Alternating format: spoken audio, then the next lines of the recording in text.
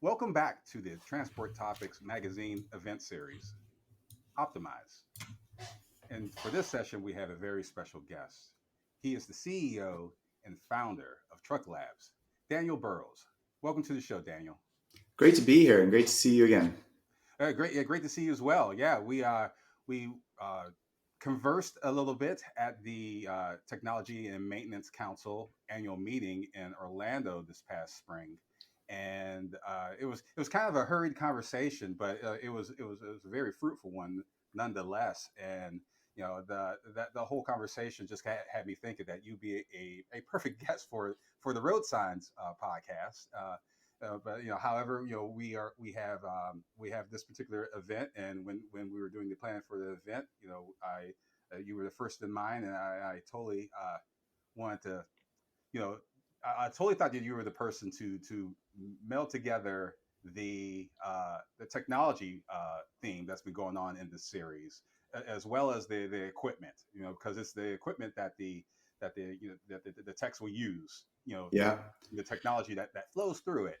That Well, that it's interesting, right? Because you've got this all this new technology coming into trucking, mhm. and then it's not about can you build one or two? It's can you build a lot of them, and it's not about can you get them running. It's like can you maintain them for the life cycle of your asset. So it really is both. It's technology and maintenance. I think it's a well described conference because they've got to run them every week for years, and that's really important.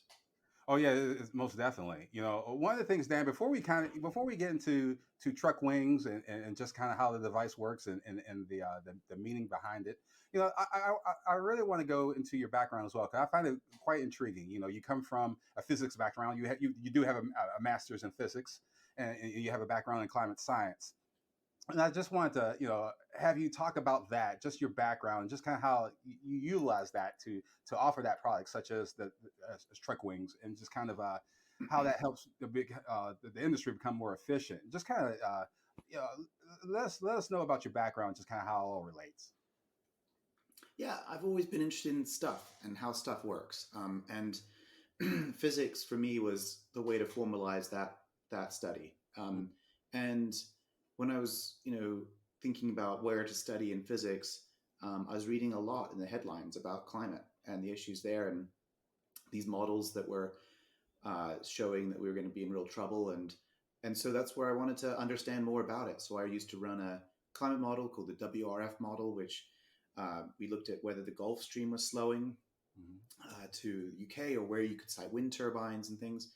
Um, and I guess in doing so, I started really. I'm a very solution oriented person, and I wanted to move from studying what was going on to trying to take a stance to reduce our emissions, but not in a top down government regulation way, but in a bottom up like, hey, if I can save fuel for a truck, Mhm. I improve my bottom line. It's a low margin industry, and I can do good for the environment. So for me, it was always an end.